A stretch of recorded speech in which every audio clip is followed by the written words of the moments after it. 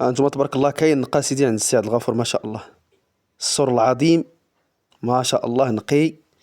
تليبورطوات جداد تبارك الله عند السي عبد الغفور بقادير. الثمن مناسب، اللي بغاه هو يتواصل معاه. نخليك من نمرة التليفون. وتيتواجد هنا في جزيئة العمران كما تتشوفوا.